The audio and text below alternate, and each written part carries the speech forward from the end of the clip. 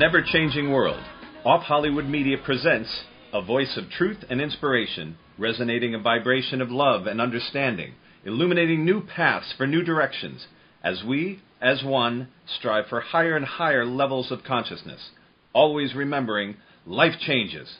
And now, your host, our MC, our master of change, Filippo Voltaggio. Good evening, everyone. This is so exciting. Actually, our show tonight is exciting for me, and so I trust it's going to be exciting for all of you. I say that because, of course, I'm learning during every show and talking about things that either I know a little bit about or maybe even things that I know a lot about. Tonight, we're talking about certain things that I know nothing about, at least not consciously, that is, and I can't wait to learn from our guest. Some of this stuff is pretty out there, I have to admit. As a matter of fact, I'm not going to beat around the bush about it. I'm going to start, as soon as our guest comes on, I'm going to start right in with some of the stuff that's out there because I want to know what he thinks he knows. It's going to be interesting. Our guest is Adam Apollo, so looking forward to having that conversation with him in just a short while.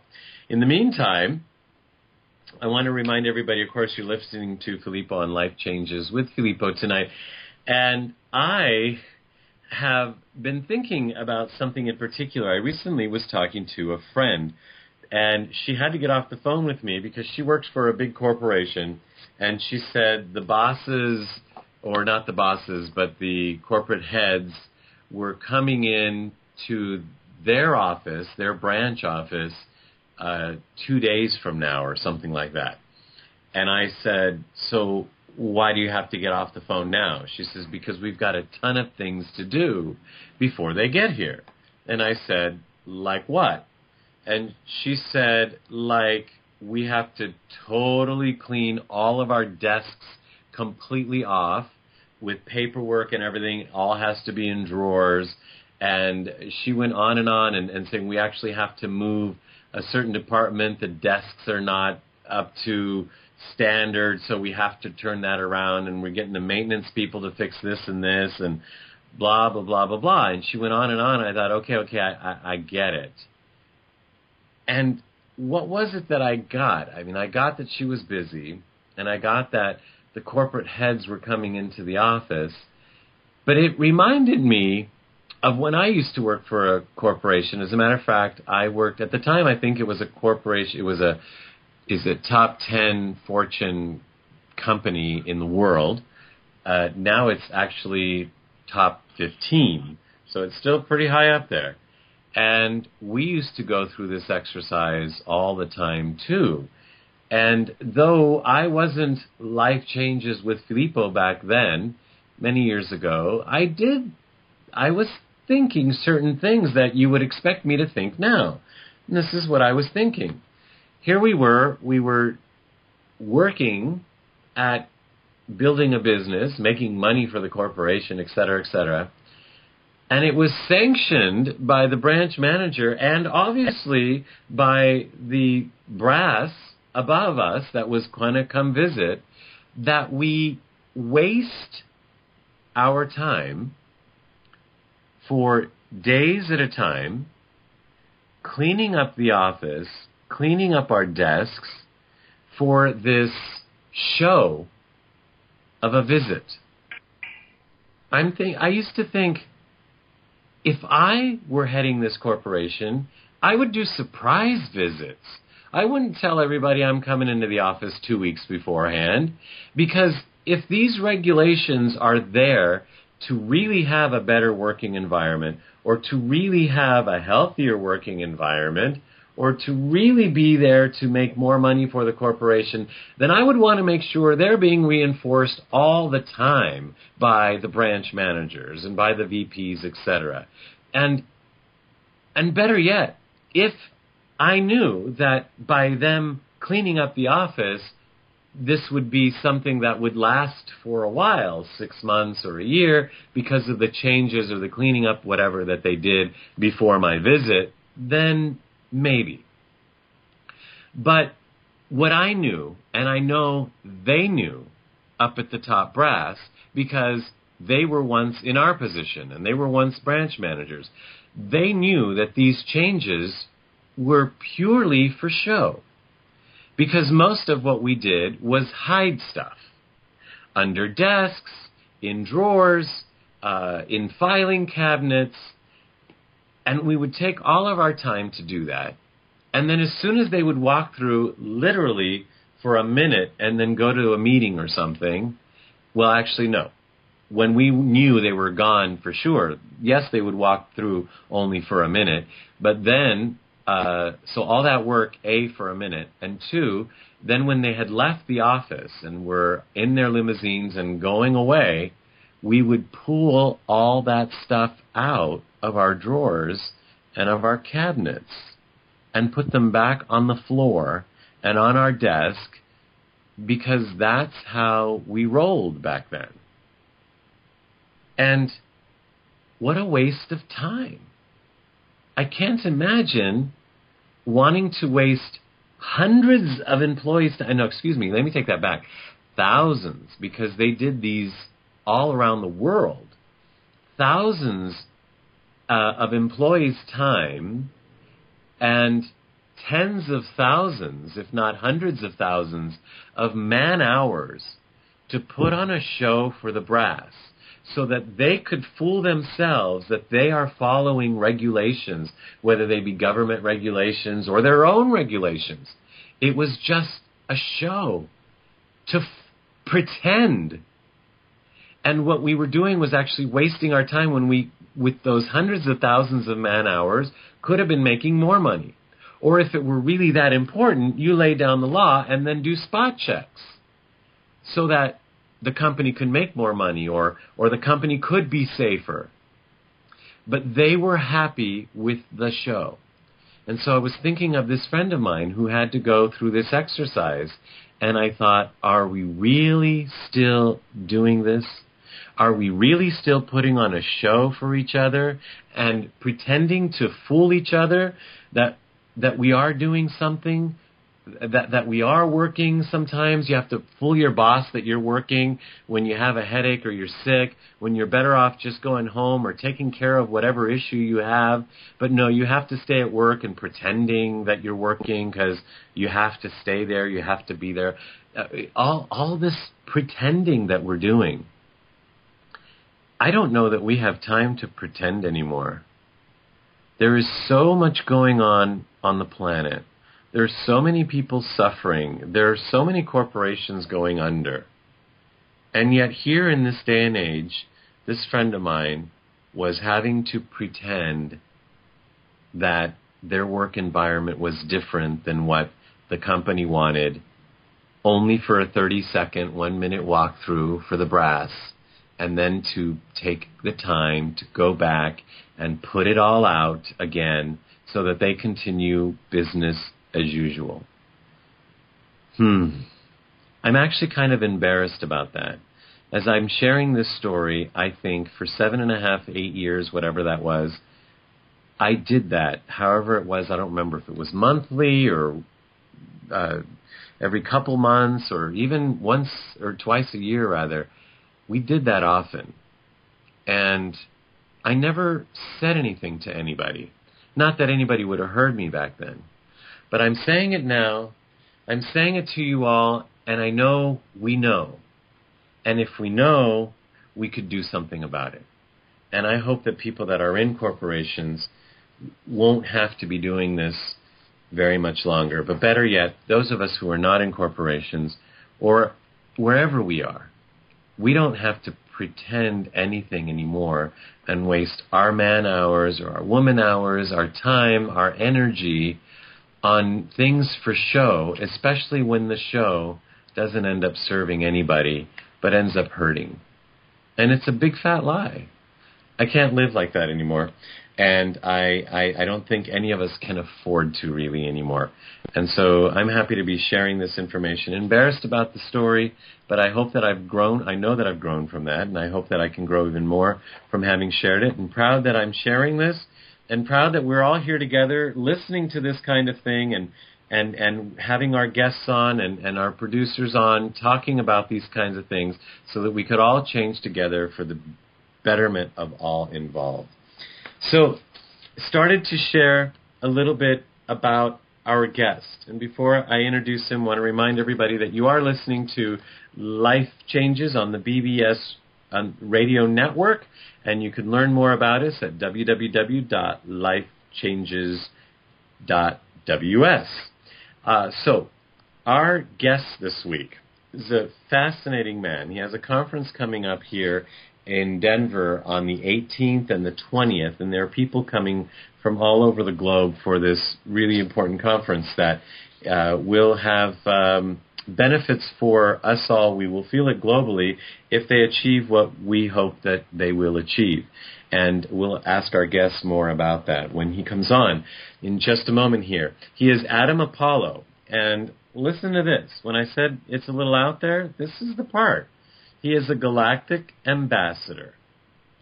So that is making an assumption or putting it out there boldly that there is something happening out there in the galaxy, and he is an ambassador for conversations or laws or something that's being put forth from there. Adam Apollo is a Galactic ambassador and an Earth emissary. Isn't this fascinating? Now, here's another fascinating part. He awoke to a complete library of sacred geometry and metaphysical knowledge at the age of 15. So we'll want to talk to him about that.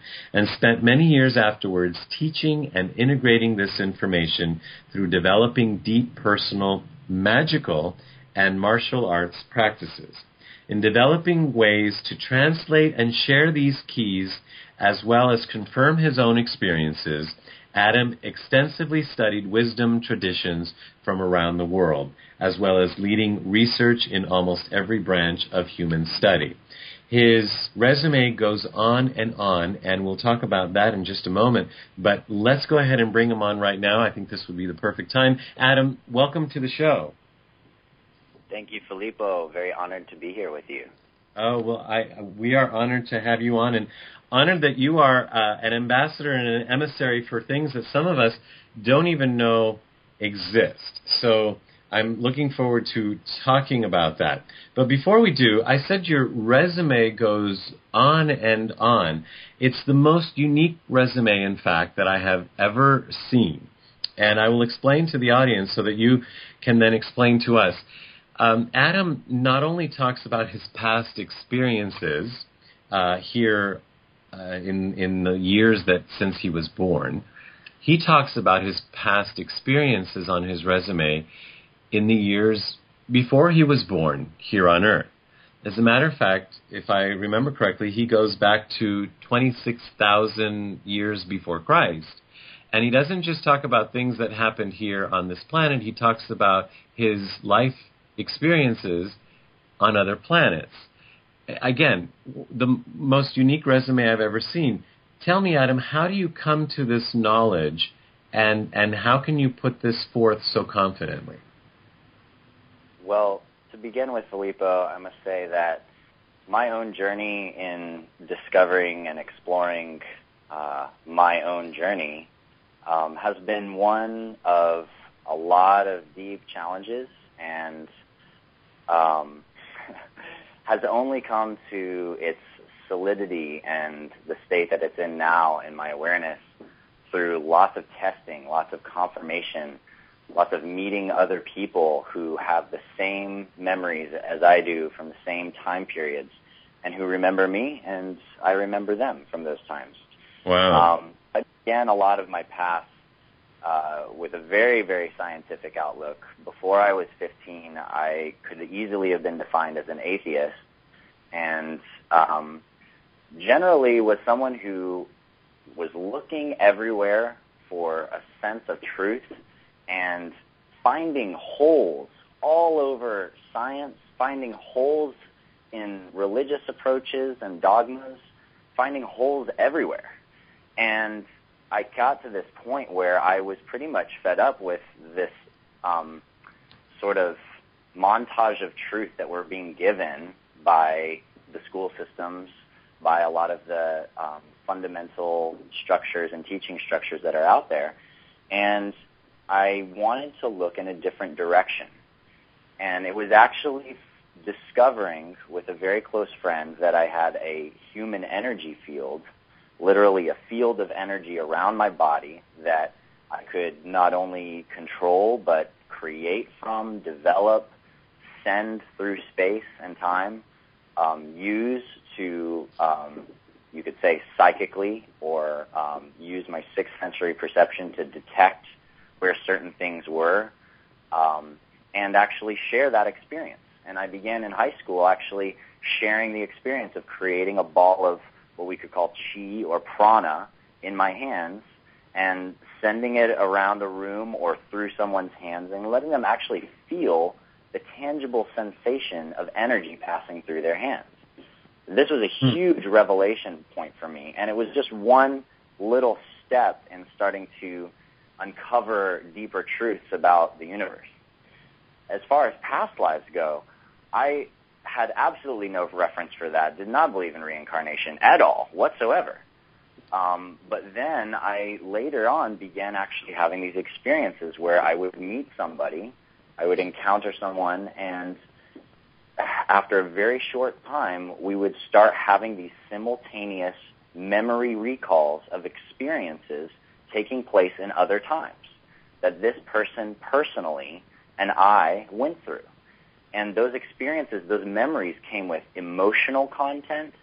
They came with physiological sensations and body skills. And I started to realize that I could actually draw on those memories to bring skills from other lifetimes into this lifetime.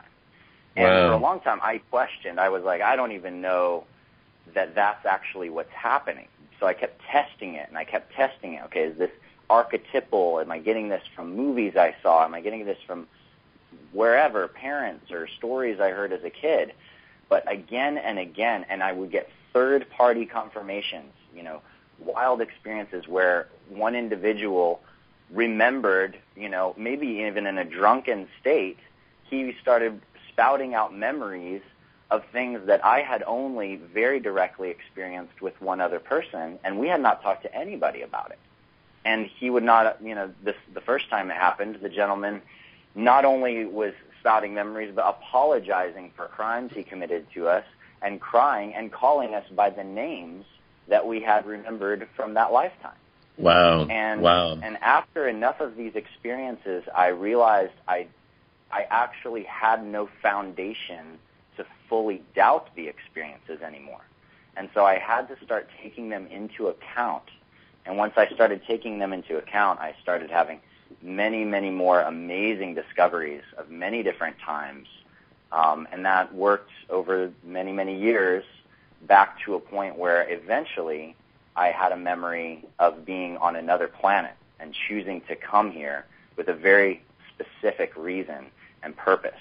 And that opened a whole huge door for me because I wasn't sure about extraterrestrials either. I was, definitely questioned it. I was familiar with things like the Disclosure Project and groups that are working to really uncover a lot of the sort of secret government knowledge from a whole series of fields about that.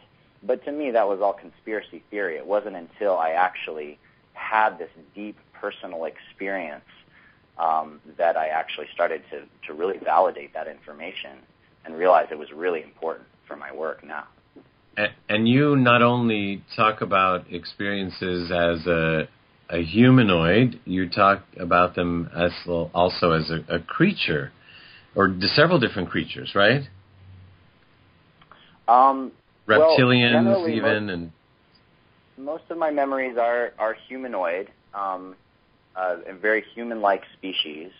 I do have a lifetime memory where at one point there was a this will be interesting to those who have sort of a reptilian interest out there, but there was a lifetime where I was a member of a species, very human-like, whose planet was basically being taken over by this interesting reptile-like species and they were using us as slaves to do mining for them.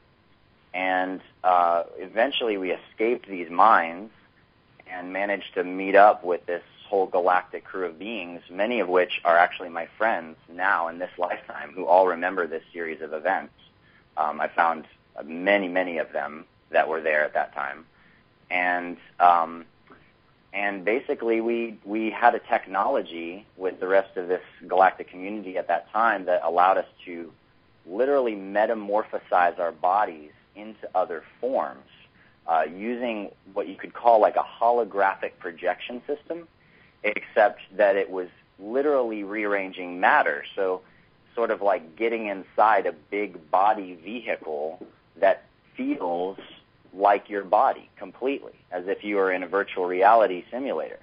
And in this case, we actually transformed, a whole series of us transformed into giant dragons, which were actually the God archetypes or the divine creator archetypes or beings of this reptilian species. So it was the only way we could actually scare them enough and freak them out enough just from our presences to get them to stop attacking our people and to leave our planet.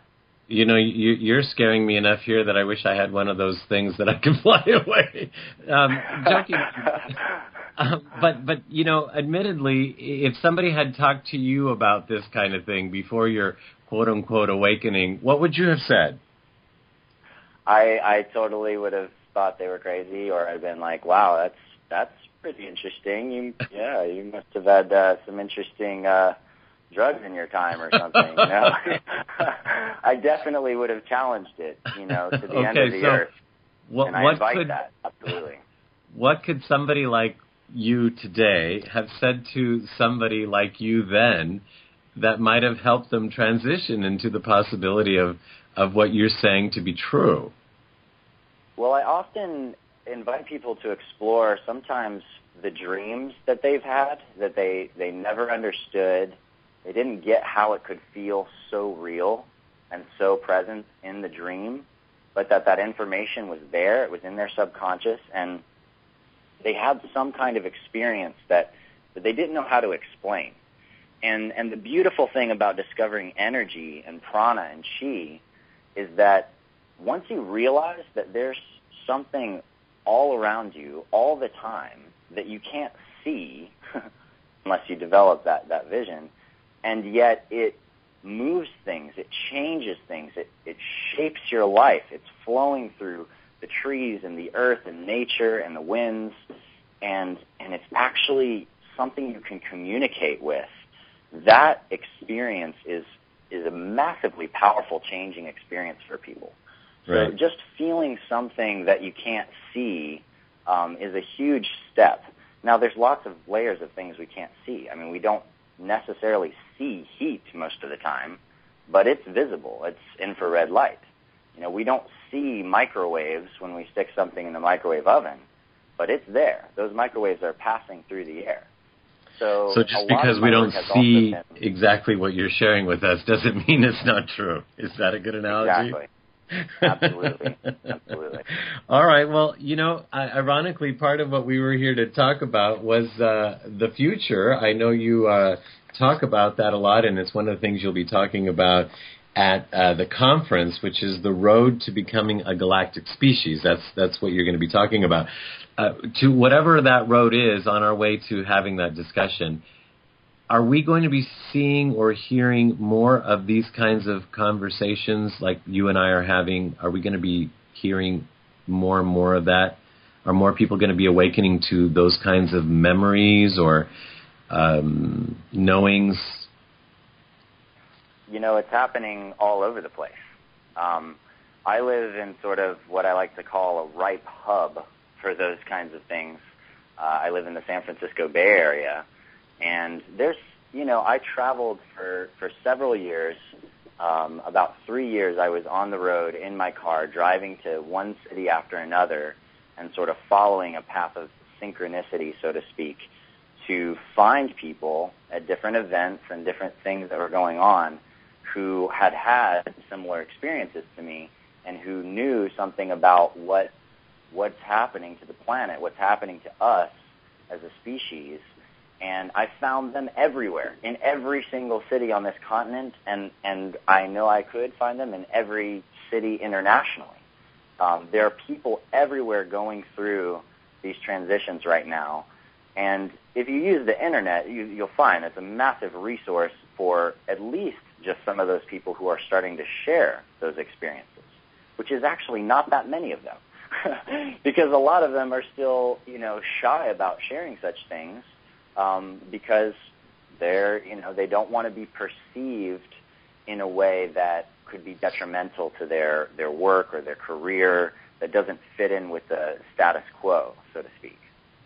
One of my new phrases I like to say is, everybody's in the closet in some area of their life. And when it comes to spirituality or to these kinds of questions, I have a feeling that there'll be someday there'll be a Pride Day for this. Right. So we'll all march down the streets and have a parade. I think they do it. I think it's called the Love Parade. I think it might be a little bit more, music and psychedelics oriented, perhaps. But yeah, there's definitely celebration of the unlimited edge of humankind that goes on all over the planet all the time. Burning Man, Boom Festival, Earth Dance. There's so many amazing festivals where people come together and really explore these ideas. So, and I think that's really important right now. Interesting. And the analogy that came to me after I said that is that, this conversation that we're having, it's kind of like when children are children and, boys and maybe even girls, you hear about how babies are made and you get, ew, and that's not true, and you're lying, and no, and all that stuff. And even if they understood it, they couldn't understand it. But maybe some of us are going through adolescence in this particular aspect of life. And to some of us, this still sounds, ew. Sure. Well, I think as a species, we're going through a really intense adolescence. And it's an adolescence, I would say, because we've created all of these amazing tools and structures and technologies to get things done and do things. But we're only just now even realizing the effects of some of the things that we're doing. And, a lot of the shift to an ecological movement, or the green movement, some people call it, is sort of like a little bit of a waking up of like, oh, damn, I've been going a little bit too hard in my adolescent phase here, and now I need to actually get my stuff together and realize that when I'm producing this product, or I'm creating this thing, or doing this with this corporation, that, actually there might be people that are getting hurt from that. And that's something I need to pay attention to. And that maybe there's a way to do things that is more symbiotic with the planet, with the way of life that, other animals and plants and organisms play with, and start looking at the holism of our biosphere and realize we're a part of it. We're a part of this whole planet's biosphere. We're not separate from it. As children, as children on this planet, adult children, we've been pooping in our sandbox. And now the poop has gotten so bad, it's hard to play on the sandbox because of the flies and the smell, and there's no place to sit, and every shovel you shovel, you get sand and poop, and it's just not fun anymore. And it's time we not only stop, but we clean it up, people, and grow up and stop pooping in the sandbox. Exactly, and maybe come to realize that this is also not the only sandbox. This is not the only world that beings live in. And we might not be the only consciousness that's out there making things happen, in this local area of the spiral arm of the Milky Way galaxy. Yes, that we might start actually taking into account and start questioning, why have people been having these experiences? Why is there such a push from certain organizations and places to deny or to discredit these things? I mean, you can look at a lot of discrediting of crop circles along the same lines as discrediting global warming. And whether or not you believe in global warming, there's definitely some massive ecological and environmental changes happening on the planet. We can accept that. Right. And whether or not you discredit a crop circle, certainly there are a bunch of crop circles that when you go out there, it's broken wheat, looks stomped down and stuff like that. But when you see one that's like literally half a mile by half a mile with the most intricate geometries that we know, that are even known to man, and some of them, haven't ever been drawn or put in any art we've ever seen previously, and they're so perfectly woven that literally you go out there and there's not a single strand of wheat that's broken. They're literally woven back and forth over each other, and there's like one strand of wheat standing up in the middle of one of the circles, inside the geometry, and it's absolutely huge and incredible, and we have no idea how it's created. But that's a simple example. I mean, honestly, we have no idea how the pyramids could have been built. Keeping the analogy of the sandbox, I see these children how, when we're kids, we can put our hands over our eyes and everybody disappears, and they're not really there. We can ignore them, and they don't see us either.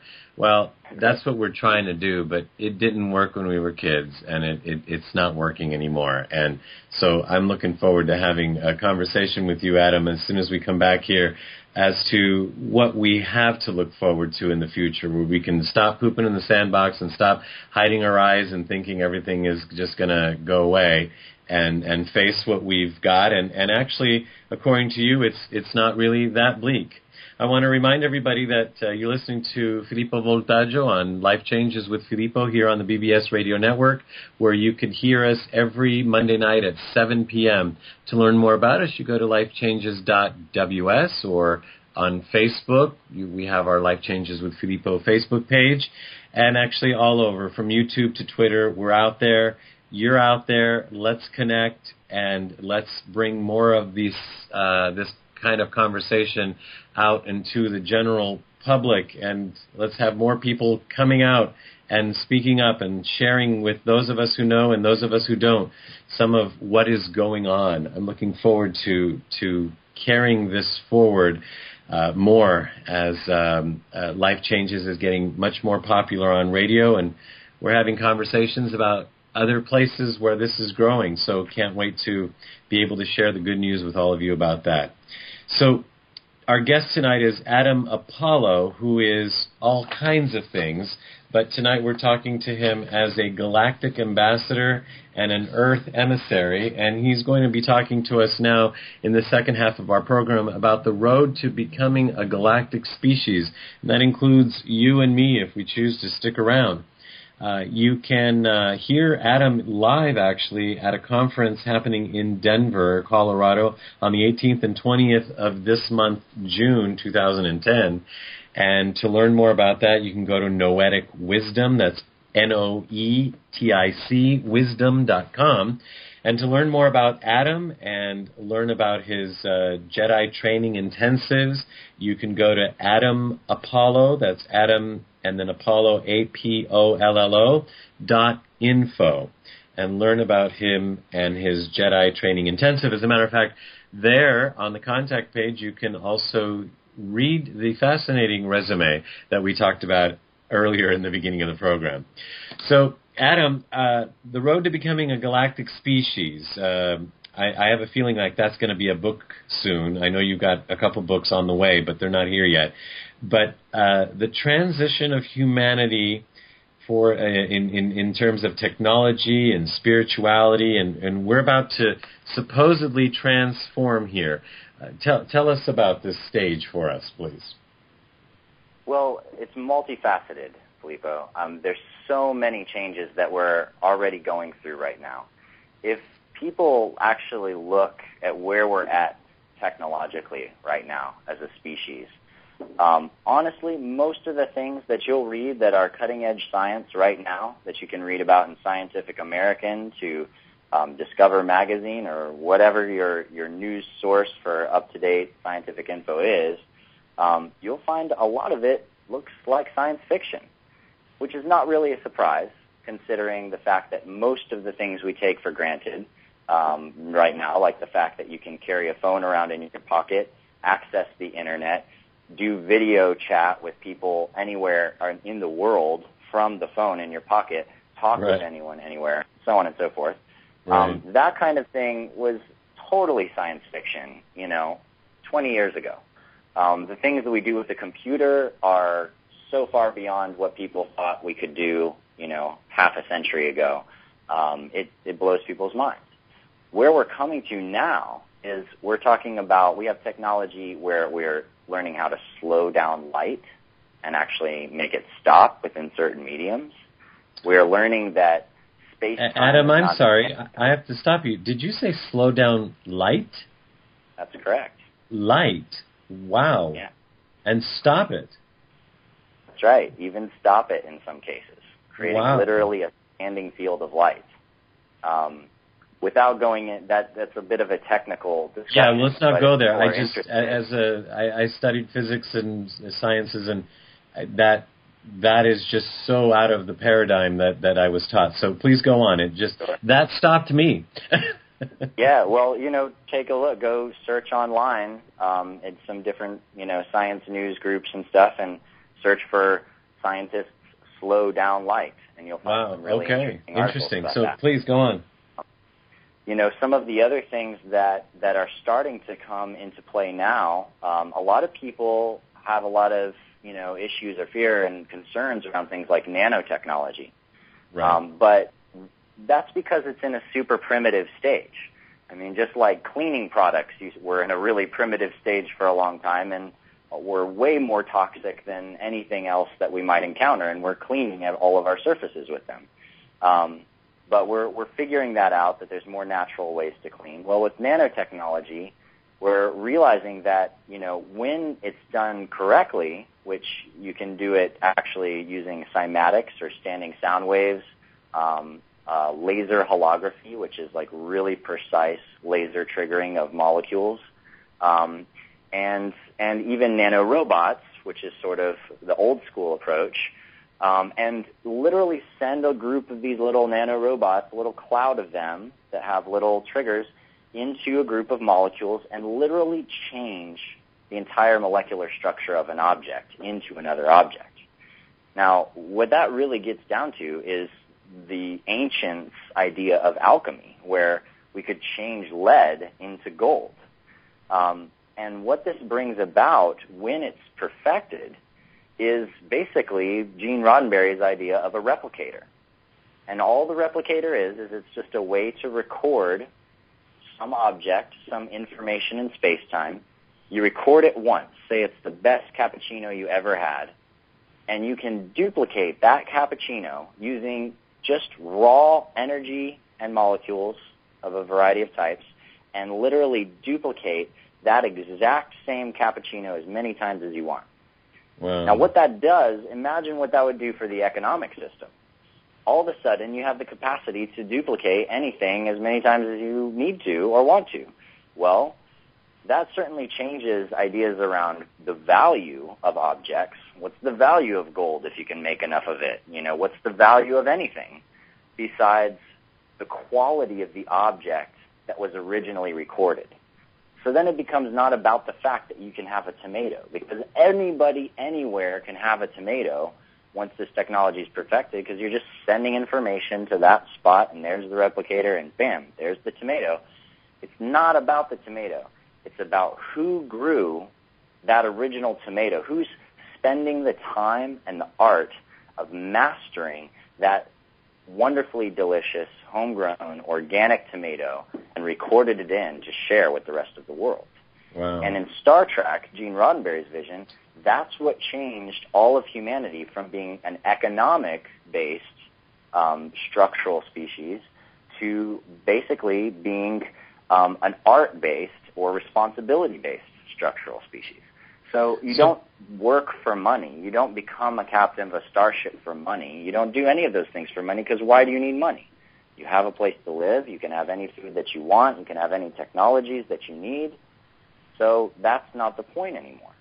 The point is, what do you want to do to better yourself? What is the gift that you can offer to other beings out there?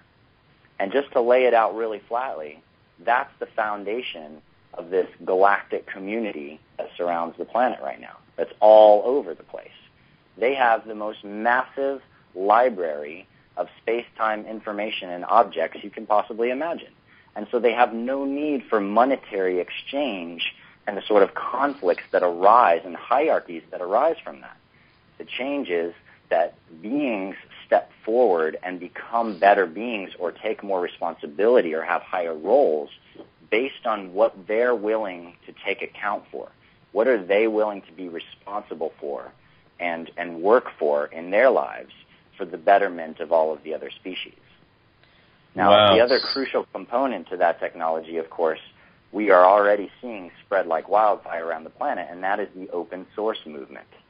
And the open source movement is this idea that actually, if we just share freely the information that we have, the way that we can accelerate our development and better ourselves increases so dramatically, it's mind-boggling. And, there's plenty of economic opportunities right now for open source projects. Right. But you're literally talking about thousands of people suddenly all collaborating, creating something. Why? Because they love to. Because it's creating something better for everyone. And that approach is really a fundamental way of thinking and state of consciousness that really starts to drive us towards what it would look like to be an interplanetary community what and a part of this paradigm galactic shift. civilization. Mm-hmm. What a paradigm shift. I bet you're real popular at corporate parties. I used to be when I worked for Bridgestone Firestone for a few years. Yeah, I definitely had some fun playing with the corporate brass, as you say. Basically telling them they're out of a job and they're doing it all wrong and they're going to be obsolete here real shortly. I'm sure they don't take it as a threat because it just must be so foreign. It's got to be La La Land. I think they'd probably surprise you in San Francisco and not in Hollywood. But, I'll have to say that our listeners are lighting up the phones with text messages and all that kind of thing. And I've got everything from yay, free lattes for everybody, or perfect lattes, and to more of a practical application. Does that mean with the technology that you've talked about that technically the Gulf oil spill, which is something that the world is experiencing right now, could be cleaned up pretty much instantaneously? Yeah, absolutely. And that's, there's a restoration process, let's just say, that we've already entered into and that lots of people are dedicated to right now, which is restoring biospheres. The work of Paul Stamets with Mycelium Running and his other books talk a lot about that, using fungus, using mushrooms actually to help restore healthy biospheres. One of the big projects that's cleaning up that oil spill right now is there's huge armies of people that are coming together and growing tons of oyster mushrooms and inoculating them inside of hay and things like that, and then spreading those along the beaches, because oyster mushrooms will literally eat that oil and turn it into carbohydrates, hydrocarbons to carbohydrates. So, the natural process of the planet has always been to transmute elements and things from one thing to another. But as with everything that is part of our sort of living gift as a species, we humans, we like to discover that we can do something on the inside and then think about how we can externalize that ability. How can I do the same alchemy I do in my stomach of processing food and turning it into energy, and actually do that for objects outside of me and change objects into energy and energy into objects? Yeah, actually, in theory, that sounds fascinating and an interesting experiment. Of course, in our current reality and the way we see things. You know, we see animals suffering and economies suffering and people suffering, and that's hard to swallow right now. But you give us hope, and for those of us who believe or want to believe in what you have to share, what you've been sharing, it's quite exciting. So as an ambassador, as a galactic ambassador and an Earth emissary, is that your message, or can you encapsulate it for us again here as we come to a close? Sure. Yeah. I mean, these are just fractions of my message, really. Which the message is that we are, as a species now on this planet, undergoing the greatest transition and transformation that has ever happened on Earth. And as we go through this transformation and emerge from this chrysalis of change and growth, we're going to become something that we have no idea what it might look like. We're just getting glimpses of it. And if you reach out and you connect with some of the beings out there that have already gone through this process, that are already traveling between planets faster than light using gravitational systems to basically, warp space-time and create a bubble around their objects so they can slipstream through the fabric, you start to get a little bit of a picture of what it's going to look like for us to be a butterfly. But truly, the worm that's just crawling along and compulsively eating leaf after leaf after leaf to develop this chrysalis around its body, really has no idea what that experience is going to be like to come out on the other side. But my offering to you, and there's many other components to this, and I invite you to come to the conference and hear my full presentation or come to some of my workshops. But what it looks like is something so beautiful. It's going from people that are so stuck on what's theirs, what did they own, their space, their land, their house, their thing, and opening that door up so big where you have unlimited abundance. You can travel to many, many different planetary systems and live anywhere you want to. You can engage with species far, far more diverse than what we even experience with the plants and animals here on Earth, and start to look at what it might be like to live your life if you were truly dedicated to living and expressing your highest art of who you are. The best gift, giving your gift, the deepest, most precious gift inside of you, to everyone else in your lives, instead of just trying to sustain yourself with money just so you can buy the next meal or pay your rent every month. Just think about what that might be like, and you start getting a glimpse of where we're going. Adam, it's interviews like this that can't wait till the show is 2 hours, or in this particular case, 10. And that wouldn't even cover it. Thank you so much for sharing your message. The conference that Adam is alluding to is the Conference on Earth's Future, happening in Denver, Colorado, on the 18th through the 20th of June here this year, 2010. And to learn more about that, you can go to noeticwisdom.com. And Adam can be found and reached at AdamApollo, APOLLO.info. to learn more about him and his Jedi training intensives. And I'm sure when his books come out, he'll be letting us know, and hopefully we can have him on the show again so we can get that information out there. Adam, this has been absolutely fascinating. You're doing some interesting work, to say the least, and I can't wait to see your prophecies or your knowings or the information that you bring to come true. So thank you so much, Adam, for being on the show with us today. It's an honor, Filippo. Thank you so much for the invitation. Thank you again. Look forward to connect soon. That was Adam Apollo. Again, AdamApollo.info for more information. And now we have, as how to be the change, Dorothy Lee Donohue's tools. And here's Dorothy Lee Donahue. Hi. Thank you, Adam.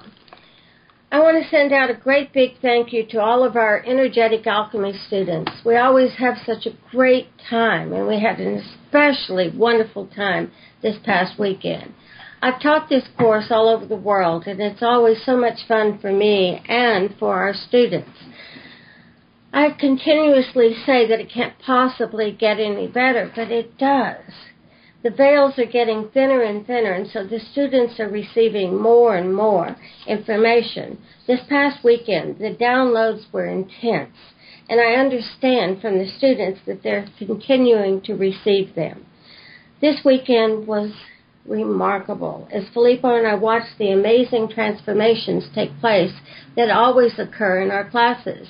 We had several students come in and tell us that they can't feel, and they can't see, and they can't hear like their other healer friends, and like Filippo and I can. And once again, they discovered that they can hear, feel, and see, and do so much more. In fact, they were scanning and healing one another before the lunch break on Saturday. My heart is filled to overflowing with their unconditional love that poured through the hearts of everyone in our class this weekend to each of us. I can still feel and see the smiles on each of their faces as they tuned into their power and as they remembered that they are the ones they've been waiting for. We're so programmed to believe that the love and happiness we're looking for and deserve lie outside of ourselves. And this is simply not true. Once we discover that we are the gurus we've been waiting for and that we are the lovers we've been looking for, we can begin to co-create the kind of life we deserve. Marianne Williamson said it best in her book, A Return to Love. Our deepest fear is not that we are inadequate. Our deepest fear is that we are powerful beyond measure. It is our light, not our darkness, that most frightens us. We ask ourselves, who am I to be brilliant, gorgeous, talented, fabulous? Actually, who are you not to be? You are a child of God. Your playing small does not serve the world. There is nothing enlightened about shrinking so that other people won't feel insecure around you. We are all meant to shine, as children do.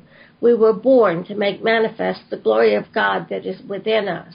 It is not just in some of us, it is in everyone. And as we let our own light shine, we unconsciously give other people permission to do the same. As we are liberated from our own fear, our presence automatically liberates others. And this is exactly what happens in our energetic alchemy classes. In fact, this is what happens within all of our students and all of our clients, because this is what it's all about. And this is what Life Changes is about, helping you remember who you are. Although Filippo and I are really good at what we do, our classes aren't about who and what we are. These classes are for you and about what you have come here to be. We are only here as your guides, and we're simply here to help you remember what you already know. We're here to help you embrace your magnificence and to assist you to realize and remember that you are indeed masters who have simply chosen to have a very human experience. And this requires that you pass through the veil of forgetfulness. As humans, we have been taught to believe in everyone but ourselves. And it's time to forget that and to take back our power and remember to believe in ourselves. There may be days when you get up in the morning and things aren't the way you'd hoped they would be. And that's when you have to remember that you are indeed the power in your world. And tell yourself that things will get better. And there will be times when the people you love will disappoint you and let you down. And those are the times when you must choose to remind yourself to trust your own judgments and opinions and to keep your life focused on believing in you. There will be challenges to face and changes to make in your life, and it is up to you to accept them. And this becomes easier and easier to do once you remember that you are the power in your world. Energetic alchemy assists you in becoming consciously aware of your power, and you can then use it to constantly keep yourself headed in the right direction. It may not be easy all of the time, but in those times of struggle, you will find a stronger sense of who you are. So when the days come that are filled with frustration and unexpected responsibilities, just remember to believe in you and all you want your life to be. Because the challenges and the inevitable changes will only help you to find your true strength. My favorite part of this last energetic alchemy course was at the very end. Filippo and I had the students work on each of us, and the woman who had been adamant at the beginning that she couldn't feel, see, or heal, and she was certain that she couldn't manipulate energy in any helpful way whatsoever, spoke up and asked the class, "Can you tell any difference in Dorothy's voice?" When they all said yes, she smiled so big and acknowledged that she had removed the blockages that had been there all weekend. She realized she had co-created a miracle of healing on her teacher, me. I trust that you can imagine how happy that makes me. So if you haven't joined us for one of our life-changing energetic alchemy weekends, please do so. You can go to energeticalchemy.com and you'll see when our next class is. We look forward to assisting you in taking back your power from all you've given it to. Until next week, please remember that you are the power in your world. You are the guru you have been waiting and looking for. You're the only one who can end your suffering. And you can only do this by beginning a love affair with yourself. Choose to become a very conscious co-creator by making elegant choices. And never forget that you are powerful beyond measure and that you are loved, you are lovable, and you are loved. Thank you for that, Dorothy Lee Donahue, for the How to Be the Change or Tools for Change with Dorothy Lee, something like that. We'll figure it out. Still working on some titles. Some of you sent us some that we are actually considering. So if you want to send other titles for that segment, we'll consider those as well. In the meantime, the segment is powerful as it stands and doesn't even need a title. All we just have to say is Dorothy Lee Donahue. And today, we said a lot. And we thank our guest once again, Adam Apollo, for being on the show. And we look forward to you hearing the show again and sharing it with your friends, and which you could do by going to our lifechanges.ws website. And whenever, in about a week or so, hopefully less, that gets up on the website, you can forward it, listen to it again, or share it however, whatever you'd like, because it's there for us to use, grow from, and learn from. Remember, keep the conversation going with all of your friends and peers and family as much as you can, and with us as well by visiting us at lifechanges.ws and on our Facebook page and Twitter and YouTube, and join the party. Today's show has been made possible in part by our sponsors, Ionways Water Systems, Change Your Water, Change Your Life, and Love and Miracles. To learn more about them, visit our sponsor page on our website and click on their links. I am Filippo Voltaggio, and it has been my pleasure being of service by hosting Life Changes with Filippo tonight. I, along with our segment hosts and producers, Dorothy Lee Donahue and Mark Lejour, and our engineer, Seth Hendrick, thank you for joining us and being part of this show and being part of the change we all wish to see in the world. Ciao, everyone. You have been listening to Life Changes. Join us here every Monday night at 7 p.m. Pacific Standard Time, and visit us on the web at lifechangeswithfilippo.com. That's Filippo, Filippo. And follow our community on Facebook at Life Changes with Filippo. Join us here next week as we consciously embrace and explore the only constant, life changes.